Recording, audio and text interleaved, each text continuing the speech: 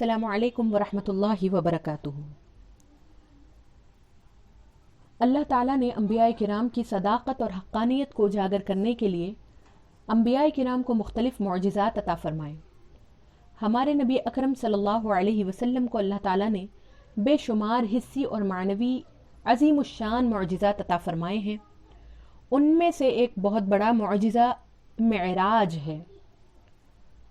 हुज़ूर अकरम सल्लल्लाहु अलैहि वसल्लम को मिअराज क्यों कराई गई और इसमें क्या हिकमतें हैं, इसके मुताल्लिक़ उलमाए दीन बुज़ुर्गान शरअ मतीन ने कई किताबें लिखी हैं।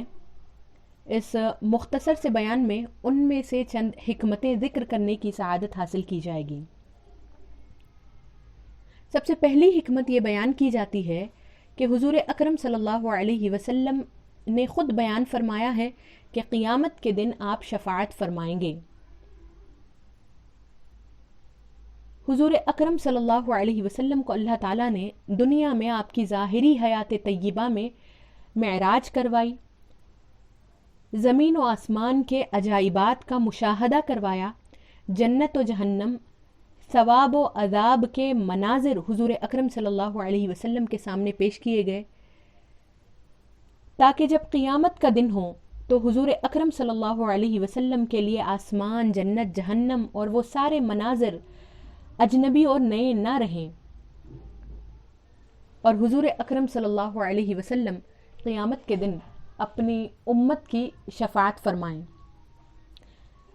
जिस तरह दुनिया में मूसा अलैहिस्सलाम को अल्लाह ताला ने मुअजिज़े असा अता फरमाया, तो फ़िरौन और जादूगरों के सामने उस मुअजिज़े को पेश करने से पहले हज़रत मूसा अलैहिस्सलाम को अल्लाह ताला ने हुक्म दिया कि आप अपना असा डालिए। हज़रत मूसा अलैहिस्सलाम ने असा ज़मीन पर डाला तो वो अचानक बहुत बड़ा अजदहा बन गया। इससे हज़रत मूसा अलैहिस्सलाम पर एक किस्म की घबराहट और हैबत तारी हुई। तो अल्लाह ताला ने हुक्म दिया कि ला तख़फ़, आप मत घबराइए, डरिए मत। फिर बाद में जब हज़रत मूसा अलैहिस्सलाम ने इस मुअजिज़े को फ़िरौन और जादूगरों के सामने पेश किया तो उन पर उस वक्त किसी किस्म की हैबत नहीं तारी हुई।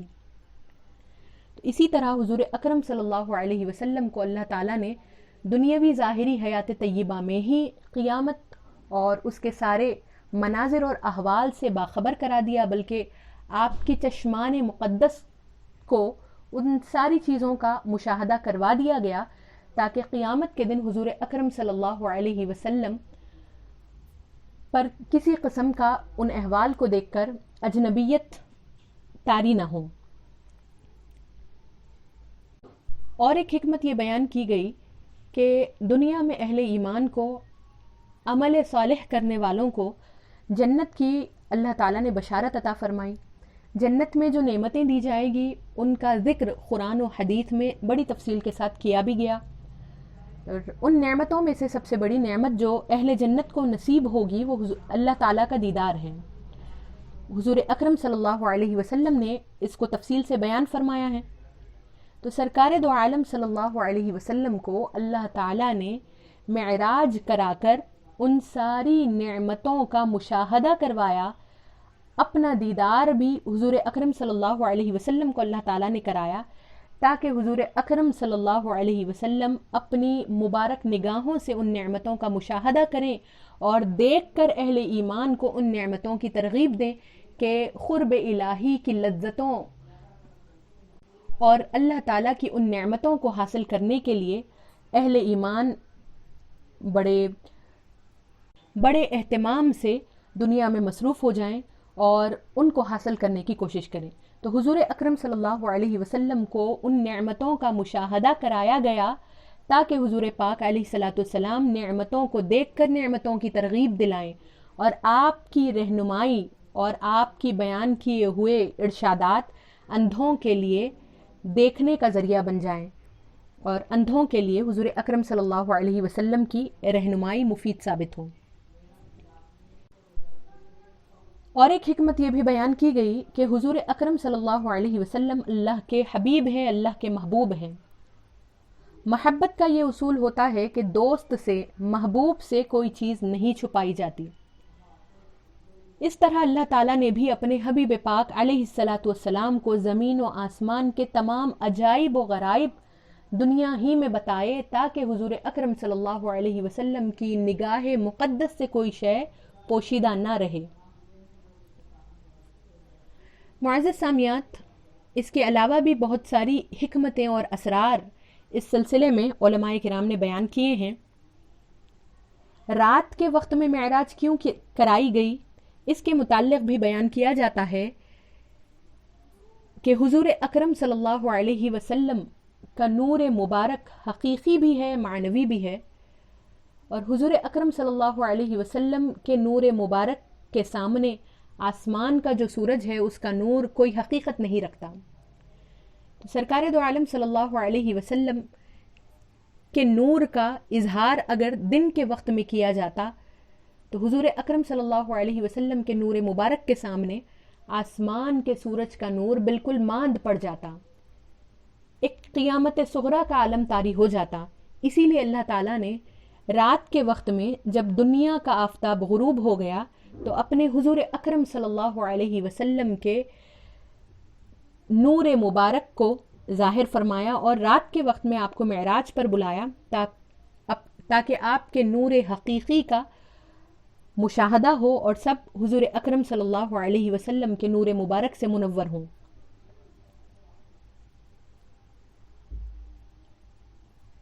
رات کے وقت میں ہی معراج پر لے جانے میں یہ حکمت بھی بیان کی گئی کہ رات کے وقت میں معراج کرانے کی وجہ سے صدیق اور زندیق میں فرق ظاہر ہو گیا، اس طرح سے کہ اگر دن کے وقت میں معراج ہوتی تو حضور اکرم صلی اللہ علیہ وسلم کے جانے اور آنے کو سبھی دیکھ لیتے اور پھر کسی کو کوئی شک و شبہ بھی باقی نہیں رہتا اور ماننے نہ ماننے والوں کے درمیان کوئی امتیاز باقی نہیں رہتا۔ چنانچہ حضور اکرم صلی اللہ علیہ وسلم کو رات میں معراج کرائی گئی اور جب آپ نے اس کی خبر دی تو حضرت صدیق اکبر رضی اللہ عنہ نے سن کر کہا صدقتا، آپ نے بالکل سچ فرمایا ہے۔ لیکن منکرین نے جیسے کہ عتبہ بن ابو لہب وغیرہ نے کہا کذبتا، آپ نے نعوذ باللہ جھوٹ کہا ہے۔ تو اس طرح رات میں معراج کرانے کی وجہ سے صدیق و زندیق میں فرق ظاہر ہو گیا۔ رات کے وقت کو اللہ تعالیٰ نے بہت سی فضیلتیں دی ہے اور رات کے وقت میں بہت سی خصوصیتیں بھی ہوتی ہے۔ رات سکون و آرام کا ذریعہ ہے۔ اللہ تعالیٰ نے فرمایا وَجَعَلَ اللَّيْلَ لِتَسْكُنُوا فِيهِ، یعنی ہم نے رات بنائی تاکہ تم اس میں سکون و اطمینان حاصل کرو۔ رات کی ایک خاصیت یہ بھی ہے کہ مقربان بارگاہ الہی رات ہی کے وقت میں عبادتوں کی لذت پاتے ہیں اور ان کو ذوق و شوق پیدا ہوتا ہے۔ اللہ تعالیٰ فرماتا ہے یتلون آیات اللہ آناء اللیل، وہ اللہ کی آیتوں کی تلاوت کرتے ہیں رات کی گھڑیوں میں۔ نزول قرآن بھی رات ہی کے وقت میں ہوا۔ اللہ تعالیٰ فرماتا ہے انا انزلناہ فی لیلۃ القدر، ہم نے قرآن کو لیلۃ القدر میں اتارا ہے۔ الغرض یہ کہ رات کے وقت میں بڑی برکتیں ہوتی ہے، اسی لیے اللہ تعالیٰ نے اپنے محبوب کو معراج کرانے کے لیے رات کا انتخاب فرمایا۔ معزز سامعات، اہل ایمان کو اس واقعے معراج میں کوئی شک و شبہ نہیں، لیکن شک کرنے والے اور انکار کرنے والوں کے لیے ایک چھوٹی سی مثال بلا تشبیہ پیش کی جاتی ہے کہ ابلیس شیطان مخلوق میں سب سے بدترین مخلوق ہے۔ اس کے متعلق یہ آتا ہے کہ وہ ایک لحظے میں، ایک سیکنڈ میں مشرق سے مغرب تک جاتا ہے اور لوٹ کر آ بھی جاتا ہے۔ اس کے لیے یہ ممکن ہے، کسی نے آج تک اس کا انکار بھی نہیں کیا۔ تو پھر وہ ذات مبارک جو 18,000 عالموں کے لیے نبی رحمت ہے، رحمت للعالمین ہے صلی اللہ علیہ وسلم، ان کے لیے ایک رات میں عالم ملکوت کی سیر کرنا کیوں کر ممکن نہیں ہوگا۔ معزز سامعات، ایک روایت میں یہ بھی آتا ہے کہ انسان کی روح جب بدن سے جدا ہوتی ہے تو بعض نیک ارواح کا یہ عالم ہوتا ہے کہ وہ پلک جھپکنے سے بھی کم وقت میں آسمان کی سیر کر کے عرش کے نیچے منازل نور میں متمکن ہو جاتے ہیں۔ تو حضور اکرم صلی اللہ علیہ وسلم کا جسم مبارک تو جان و روح سے کئی لاکھوں کروڑوں گنا زیادہ پاکیزہ اور لطیف ہے۔ اگر رات کے کسی حصے میں آپ 8,000 سال کا فاصلہ یا اس سے بھی زیادہ وقت کا فاصلہ طے فرما لیں تو اس میں کیا تعجب۔ معزز سامعات، شب معراج کے فضائل اور اس رات میں اللہ تعالیٰ کی عبادت کرنے کا ثواب بھی احادیث شریفہ سے ہمیں معلوم ہوتا ہے۔ ایک روایت آپ کے سامنے پیش کی جا رہی ہے۔ حضرت انس بن مالک رضی اللہ عنہ سے مروی ہے، حضور اکرم صلی اللہ علیہ وسلم نے ارشاد فرمایا، ماہ رجب میں ایک ایسی رات ہے جس میں عمل کرنے والے کے حق میں اللہ تعالیٰ 100 سال کی نیکیاں لکھتا ہے۔ وہ رجب کی 27ویں رات ہے۔